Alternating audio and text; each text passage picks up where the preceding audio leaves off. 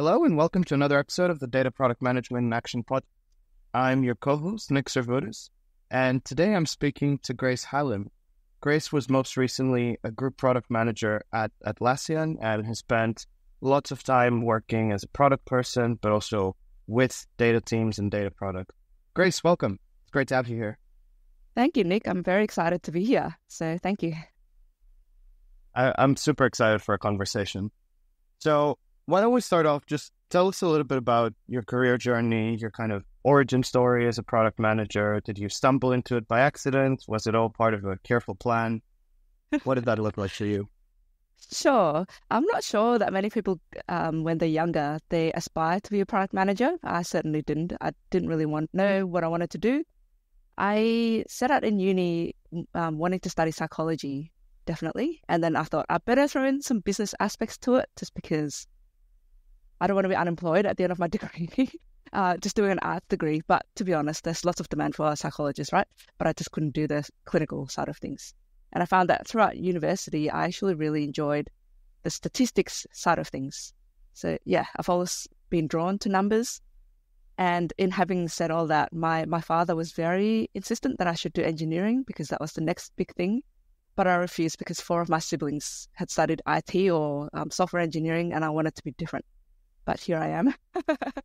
So yeah, I finished university and I actually got offered a role working in the psychometric assessment space. So validating the reliability and validity of psychometric assessments. If you've gone for a job at a big corporation back in the 2000s or 2010s, that would have been very popular back then.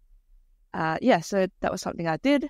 That was paying very little, not even minimum wage, I think, at that point. But I was very proud because I got offered a job without having to apply for it because I'd done the internship. So since then, I've come quite a long way. I've done a lot of different things here and there. I've worked in margin lending during the global financial crisis. That was a trip. So yeah, when high net worth customers are borrowing money to buy shares upwards of $1 million and more, and the market was tanking every single day, that made for a very, let's say, fun to an extent time, but really it was a really big learning experience, I think. So from there, I had finished up at a big bank because I wanted to move back to Melbourne. I had an opportunity to work in Sydney. And at that point, I was at a crossroads of my life. An ex-colleague of mine offered me to work to work on something together. So we actually came up with a business idea together, not knowing how to do anything on the internet, really. So we had to YouTube everything, including how to make WordPress sites, how to come up with an e-commerce website, and it was a toothbrush subscription business. We had to do everything from scratch, but that was very good. After a while, about a year and a half, I realized, okay, I need to make some money now. So I was very desperate at that time, and I'd applied to 100 jobs, thinking I was really qualified for a lot of them, but there was an economic downturn. So then I took on a sales job that offered me to travel to South Africa for a training. So I said, yeah, I'll do it. And it was selling psychometric assessments. And they said, if you quit within 1 year, you'll need to return all the travel costs and all the training costs. I persisted, but then the company eventually made everyone in Australia redundant. So I was very glad that when I didn't have to do it anymore. From there, I decided to upskill in the analytics space. So I said that I really enjoy data and analytics. So I did a few Google Analytics free courses. And from there, I applied for a lot of analytics roles at big banks, insurance companies, health and everything. Many rejections later, I got my first product owner role at an insurance company in Australia. And originally, the hiring manager, I think, wasn't too keen on me from the analytics side because I had no experience. And then another hiring manager said, hey, you'd be a good product owner. Would you consider interviewing for this other role? And I said, what's a product owner? So yeah, I came from there. That was very fun, I think. I really took to the role. I really enjoyed it. I was given quite a lot of freedom. And at that point, it was managing websites for an insurance company. And the insurance company had 11 brands. So I got to manage the 5 smallest ones that no one wanted to touch. And so at that point, I got to make a really big impact on those websites in terms of conversion rates for, online application forms, etc. One of the insurance companies that I worked on was insurance over 50s. So one of the first things that I did was looking at the analytics. People actually couldn't read the website properly because the text font was so small back then. So that was the first thing I worked with my Scrum team on. I said, okay, let's make everything just extra big. And the experience scores and all the conversion rates went up. So from there, I was given many opportunities to join different teams to make some quick impacts. And I got to have some really fun roles, actually, where I got to work on some emerging tech products. So some things that people never came across. Some of it was working on a physical robot. So I got to learn the hardware side of things. And at that point, there was no large language models. So we got to buy, Watson as a product off the shelf. And then you had to tweak things and feed it large amounts of data. You had to train the conversations, etc. We've come a long way now, but this was 10 years ago now. That was very fun. And I've worked on many different products, different companies as product owners and product managers, and now people managers of product managers. And now I'm on a career break. It's such a cool journey. Like you've kind of done such a varied mix, like from an entrepreneur in the physical product space to then sales and being the PM for websites and hardware and machine learning before machine learning was so cool. How useful do you think all those very unrelated experiences were for you? Because for me as a product manager that's also had to do a bunch of other stuff, often working for startups where there were a lot of roles that you had to fill as one person. Now I look back and I'm like, actually, these things were useful, even if at the time, and if you look at my CV, you'd be like, well, obviously this is not relevant experience. Yeah, it's funny you touch on that. I completely agree with you that I think all of our experiences definitely add value to our role and our value as a product manager. I used to actually have a chip on my shoulders when I first started out. I said, I don't have an engineering degree. These people aren't going to take me seriously. But as you say, Nick, I think having all these varied experiences actually lead you to a more well-rounded product manager in terms of your blind spots, as well as how you work with different people, as well as how to consider different aspects of your product. I think how to build empathy as well, because as you say, you've worked with different departments and different people. And as working in a startup, you just have to put on all those different hats, right? Yeah, exactly. And for me, because I also have a non-technical background, I did politics at university, and I was like, okay, I need to also do a management master's so I can actually have some employable skills. And I don't know if I'd call it a chip on my shoulder, but I always empathize with the people that are not tech savvy and data savvy, even though I was always like super into tech, even though I didn't study that. And it really helps for figuring out what is a message that a non-technical user will understand versus, oh my God, why are you putting equations in a slide or talking about like complex data engineering concepts? For sure. I completely agree. It's like when you're talking to the rest of the business, I suppose, you can actually break things down into intelligible ways, right? And vice versa. You can actually speak to the engineers and translate what it is that's important, right? From a user's perspective, rather than what's the next cool thing that they want to work on. Oh, yeah. And then the other thing that you mentioned, and it's funny because pretty much every person I meet that become a product manager talks about it, is impact. It's like, I don't know if it's just people that are especially interested in having an impact as opposed to working with cool tech or, I don't know, making lots of money or having forming lots of professional relationships. But impact seems to be the main motivator for people finding product and then sticking with it. Yeah, definitely.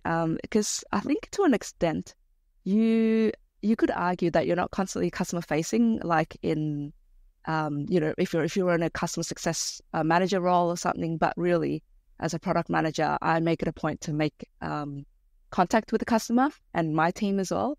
So we've always said in a lot of the places that I work at, make sure you look at the data, not just the numbers, but also speak to the people, right? Because the numbers tell one story, but it's also the qualitative side of things. So in that regard, I love working with the research team or the design team and actually bringing those pieces of insight to the engineering team. The engineers love it as well because they get to see that impact. And it's funny that you say the word impact, because that is actually the flavor of the day for a lot of the big tech companies. So a lot of the performance metrics these days are always about impact. And you could argue that there's some pros and cons to that aspect, because there's always ways to gamify impact as well, I think. You could say, you can play around with numbers. It's like clever accounting. But I think if your heart's in the right place and you try and do the right thing, the impact will be there. And I think that when customers' satisfaction is up, or when sales convert and people continue sticking, that stickiness factor on your users, I think that should make you proud as a product manager. Yeah, I totally agree. And I think, of course, I think in any big organization, it's kind of inevitable that you end up having some gamification of the metrics and people playing the system, but it's still a better target than output-based targets or more arbitrary metrics that don't tie back to the customer and to the business success. For me, the one thing I really dislike about an over-focus on impact is when the impact you've had was preventing a bad thing from happening. And so the kind of perverse incentive there is, actually, if I let the bad thing happen and then swoop in and save the day, people recognize that more. And I still don't have a solution to that. Yeah, I know what you mean. So it's like when you're talking about, for example, productivity, and you make sure that you want to do things like your engineering team wants to do as many, pull requests, and then they just end up releasing little things that might cause problems, but then they'll end up, fixing it with like multiple pull requests. Again, like I think if your heart's in the right place and you're not just doing things for the optics of things, that's what I always tell my team, right? At the end of the day, it's going to pay off, and it's going to help yourself, it's going to help the company, it's going to help the customer as well. Totally agree. It's taking the long view on things. So I'm curious, you mentioned that 10 years ago, and I guess ever since, you've been working with a lot of data teams and also, I guess, software engineering teams, designers. I'm curious, what's your experience been in that, and how is it different? Like how does your average data team member vary compared to a software team member, either within the same business or across different ones that you've been at? Yeah, I think some similarities. I've worked with data scientists before. I've been people guides to data engineers as well. And a lot of these people are really technical and really clever, right? So I think at the end of the day, they just want to do like really great things and, as you said, make impact. And I think they're motivated by, as you say, working on, I think to an extent, people like working on cool things, and they're motivated by the fact that at the end of the day, you can point to them and say, well done, like you did that. And that's the impact on the customer. I think in that regard, they appreciate that acknowledgement where you say, yep, you've done a good job here, or yep, this is some learning that we can do for next time. Let's try and do it differently. What do you think? And I think people really value when you ask them for their opinion as well. The other aspect is, I think people tend to respect you when you can understand what they're trying to say as well. So even if you don't have a technical background, you need to an extent, understand what it is that they're trying to do and be able to help prioritize things. Because at the end of the day, there's so many things that you want to do, and they're going to respect you more if you understand, okay, so this is what you're trying to do, and this is the other thing that I think we should be doing, and this is why. And it's easier to work with them when they understand. I totally agree. And for me, part of it is because you need to kind of undo history a little bit. Like a lot of engineers have not the best experience with other PMs they've worked with in the past. It's the people in suits. They don't understand. All they do is they show up, they ask for new features, they ask why can't we do it faster, and they just don't get it. Yeah. I've been very fortunate in the last organization that I worked at Atlassian. When I came in, I joined a platform team, and the engineers were so welcoming. I was getting ready, right? These people are going to say, we don't need a PM, we just need an architect to make all the decisions.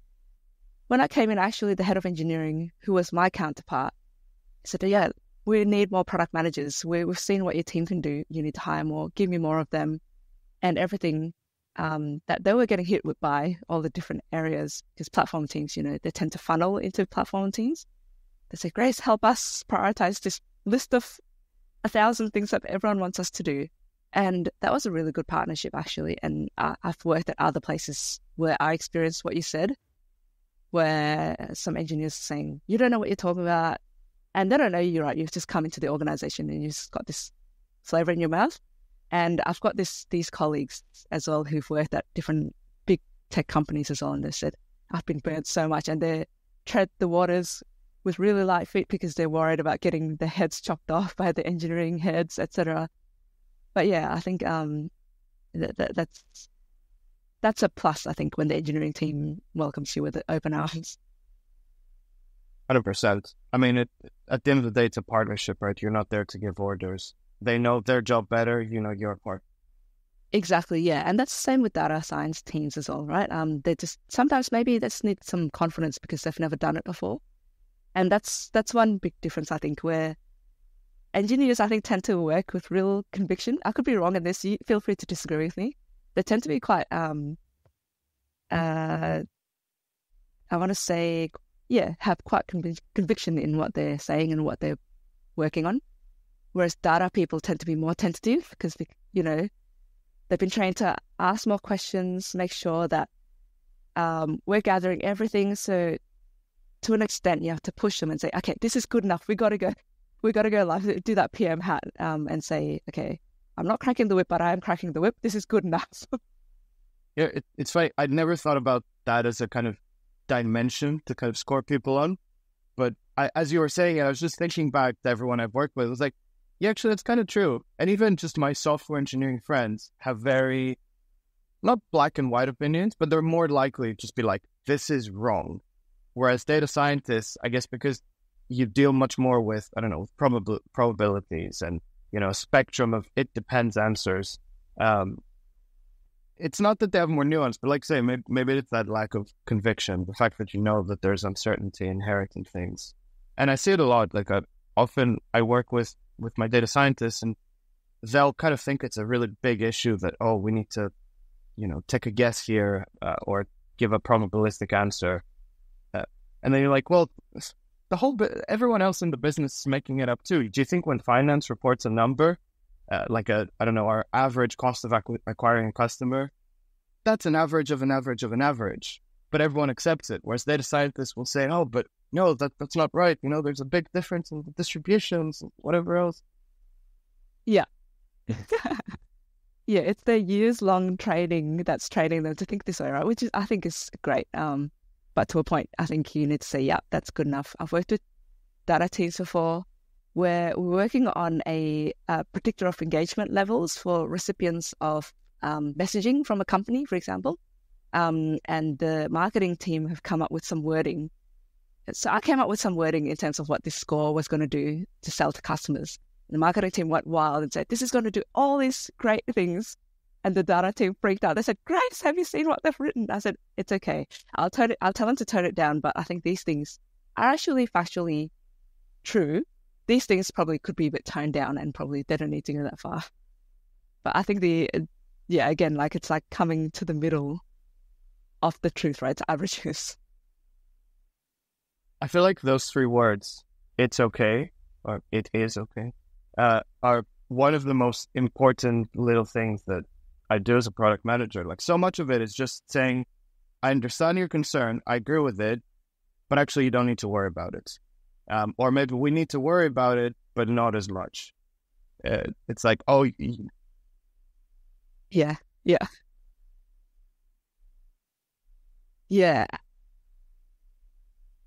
Yeah, you touch on a good point there. And that's exactly what it's like as a people leader as well. Because the product manager is looked upon as knowing all the answers, but really we don't. Like we just say, we're quite transparent. I would hope that we are. It's okay, we don't know, but to the best of our ability, we think this is the right path, right? It's that whole thing about hypothesis testing. This is what we think is true at the time. And then if an indication shows otherwise, then you course correct. And it's okay. Nothing is irreversible. Or if it is, then maybe take extra care. But most things in life are reversible. And that's the same with being a people leader to product managers, actually. So being a product manager, people look to you, but then as a people leader of a product manager, they look to you as well. That, oh, I said to this team this, but I'm not sure. And you, as a people leader, your role is to say, it's going to be okay. Yeah. What do you think? And it's about saying, I trust your judgment. And to be honest, like whatever you said is going to be okay. And if it's not, we can work on fixing it. And I think it's about, reassuring people, as you say. I was going to say, I'm curious, have you done much of that, helping people transition into product rather than just being the people manager of people that have been doing product management for a while? Yeah, definitely. So as I mentioned earlier, I've been a people leader to data people before, so data scientists or data engineers. I find the data scientists, they have more of an interest in becoming a PM rather than the data engineers or ML engineers, I find. So then I can help guide them and I can talk to them about the different pathways they can take. And I think the best way that you can become a product manager is to be given a chance in a PM role and then have someone to mentor you. There's so many courses out there, but I'm not sure. I think you just learn by doing, to be honest, because there's so many things that you can read about and you can do courses on. When it comes to real life experience, it's completely different, right? There's so many things that you should be doing, X, Y, Z, but really you could be paralyzed by frameworks and all these things. But at the end of the day, every situation is going to vary. You can use the framework as a tool to help you aid in decision making, etc. But it's not going to be the be all and end all. And I've also helped actually a Scrum Master at a previous company. He expressed interest in becoming a product manager, and at that time he was my Scrum Master for my product when I was a PM, and I was given the opportunity to become the product director. So I needed to backfill myself. So I said, actually, you've been doing some PM roles before I came in because that role was vacant for, I think, 6 months before they filled it finally. And then I got promoted, I think it was in 6 months. And so I said, would you like to have a go on a secondment basis? So I thought it was the right fit because he was already doing some things. And there were some rough edges that you could work on. But really, I think it's about giving people a chance that have shown interest as well as capability. Those are the two things, I think.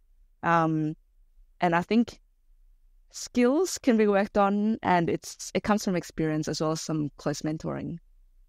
So in that regard, I gave him the opportunity to work on it, and he's working as a product manager now at another big Australian company. And yeah, we still catch up for coffees, and he's like, "Come work with us. You finished up, at Atlassian. Come work with me."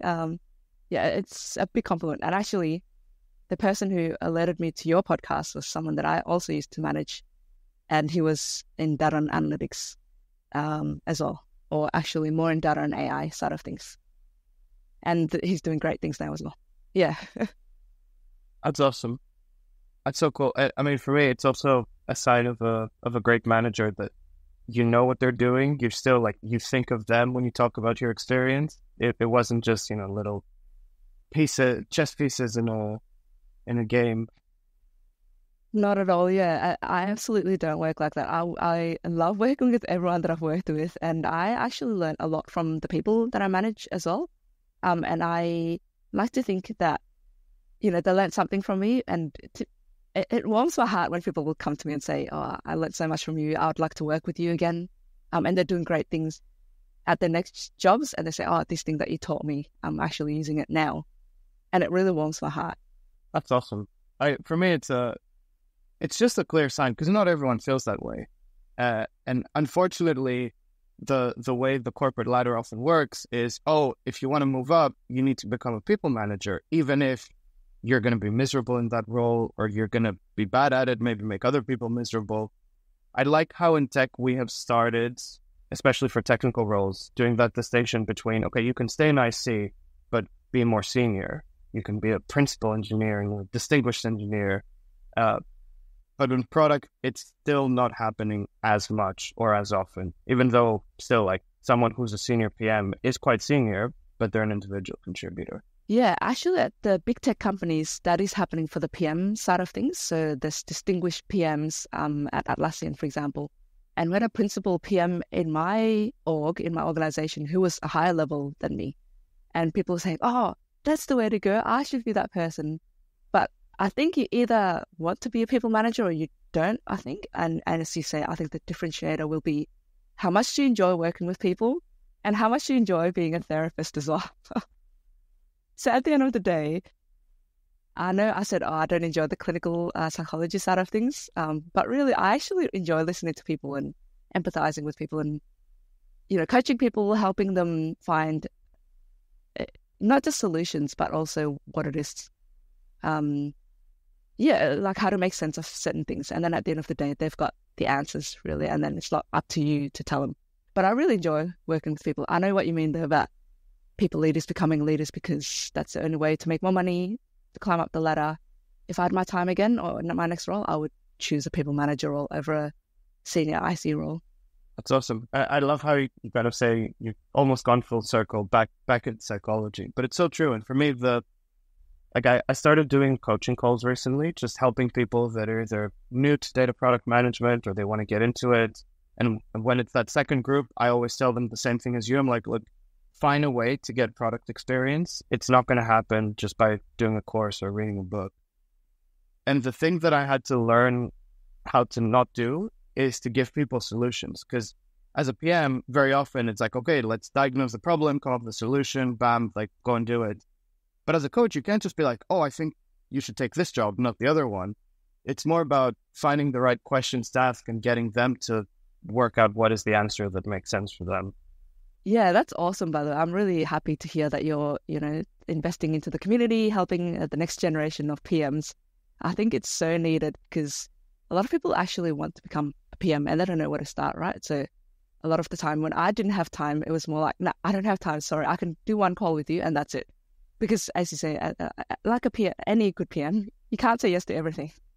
You just have to say no to certain things. And my plate was so full. But now that I'm on a career break, I'm actually considering doing a bit more coaching and, helping that next generation of PMs and just explain to them that you don't have to do a degree in engineering to become a PM. I'm a prime example and you are as well, right? So we can help you. And it's really about just determining what are the important skills and the important attributes that I look for as a people leader and product managers. And they're more likely than not the types of skills and attributes that other companies look for as well. That's awesome. Well, you've got to keep us posted and let everyone know where they can find you if they want to hit you up. But I guess for now, you're more focused on the career part break or the break part of the career break. Yeah. That's right. We actually just bought a caravan just before I jumped on this call today. So I'm very excited about that. But it's so overwhelming. I don't know if you've ever been in the market for a caravan before or if you've seen it. There's an overwhelming amount of choice and features and different... It's like buying a software product. So then I had said to my husband, we have to come up with a Moscow list here. What are some of my must-haves? Should house, could house, won't house, and then we'll just go from there. And we found our perfect caravan today. Why do I feel like this is the kind of origin story of your new business, which is a platform to help you find the right caravan? Yeah, sure. Good idea.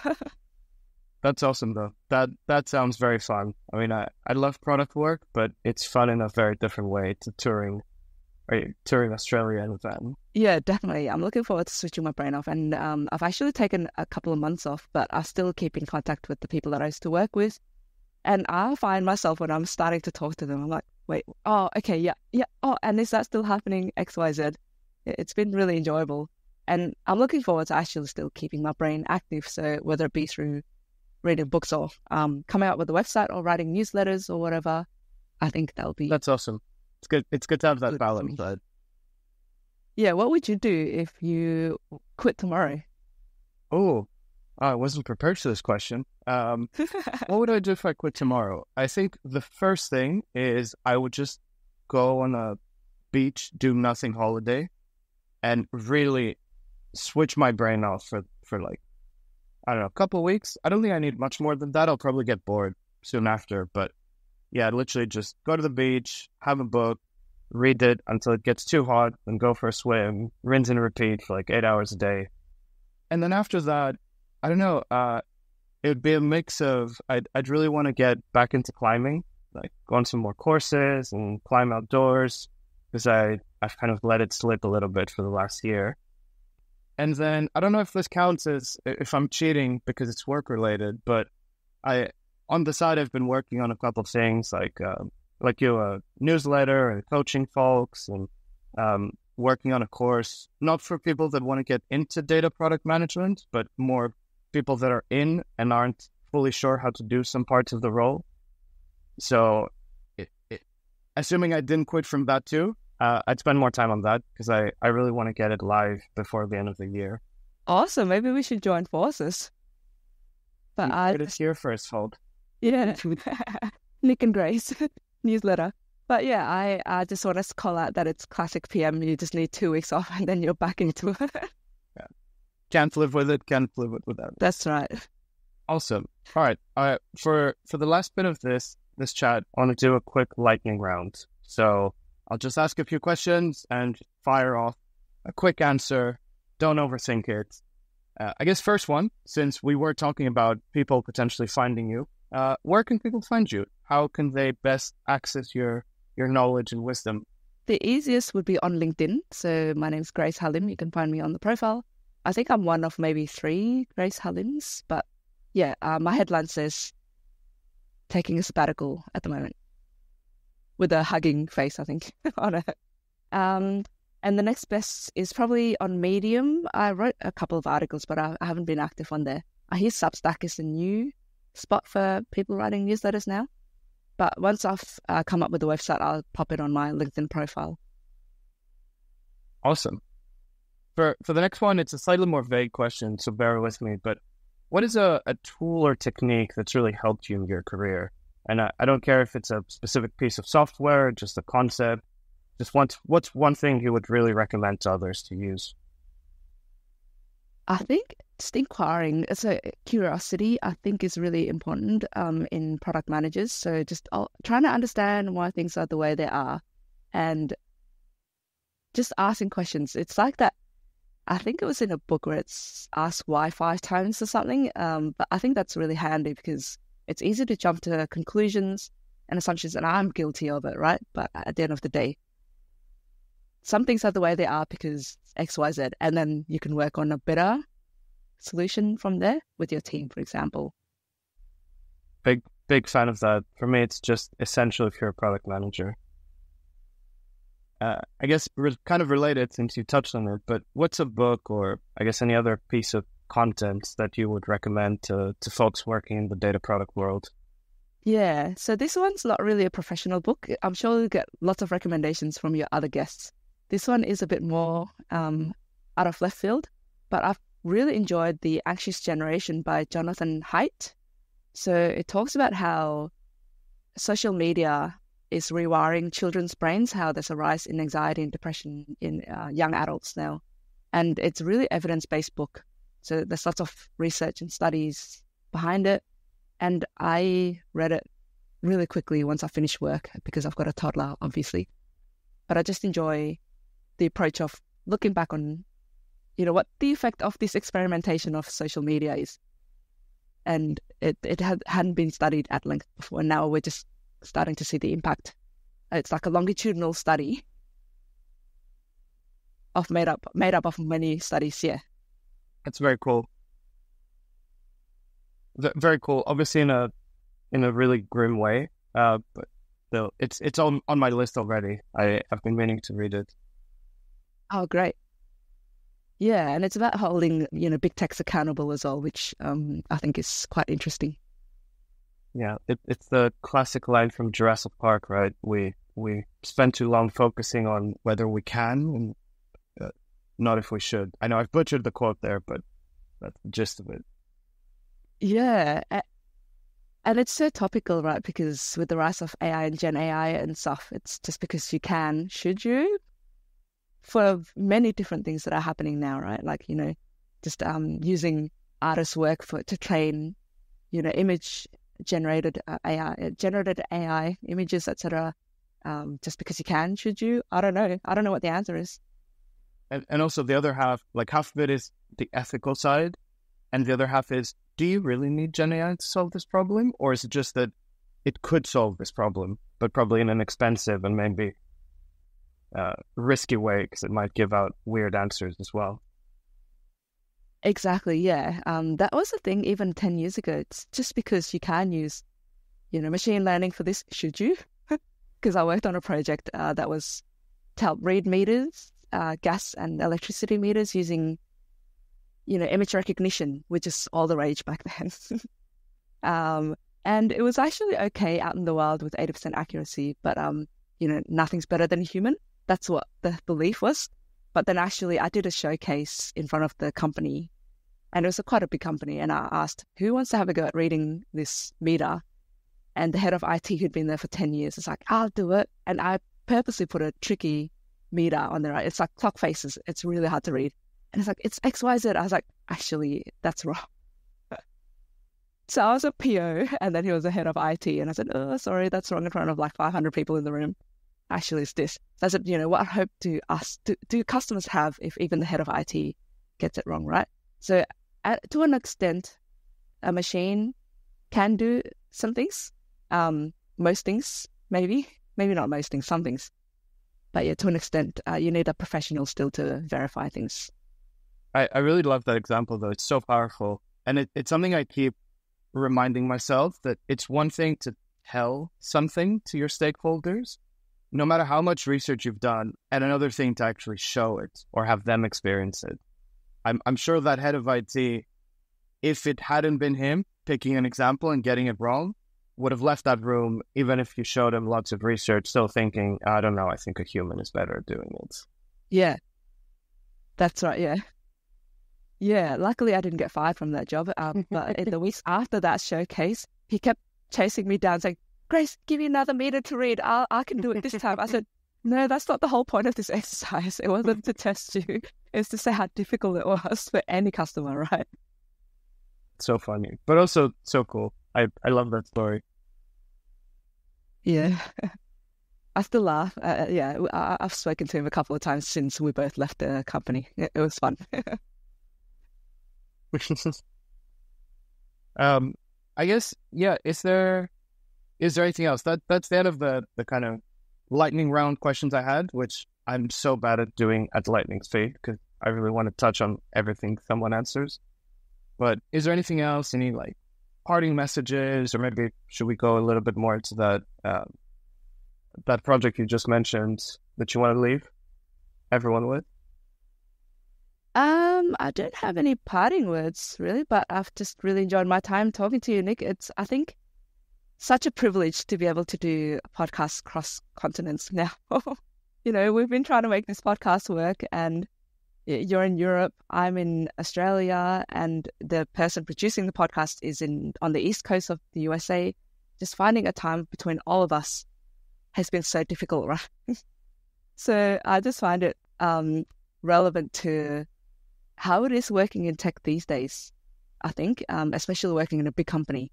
I know back when I was at Atlassian, it was quite challenging working with the East Coast of the US. They'd be working really late nights, like 8 p.m. That would be our 9 a.m. And then, for example, India was good for us in terms of time zones, but then Poland would come online at 6 p.m. And for me, since I've got a young daughter, it's really difficult. Like when she's around, she just wants to be with me. But yeah, I'm just, I wanted to highlight how difficult it's been, but I'm really glad to have come and made this happen. And thank you for organizing it. No, thank you for coming, and thank you for being so flexible.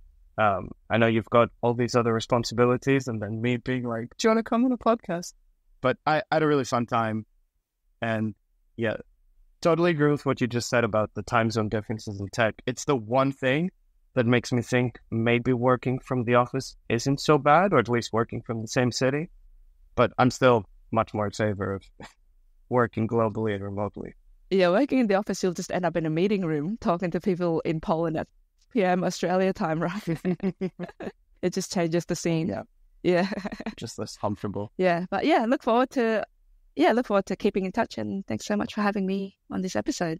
Likewise. Thanks so much, Grace. Have a good evening. Bye-bye.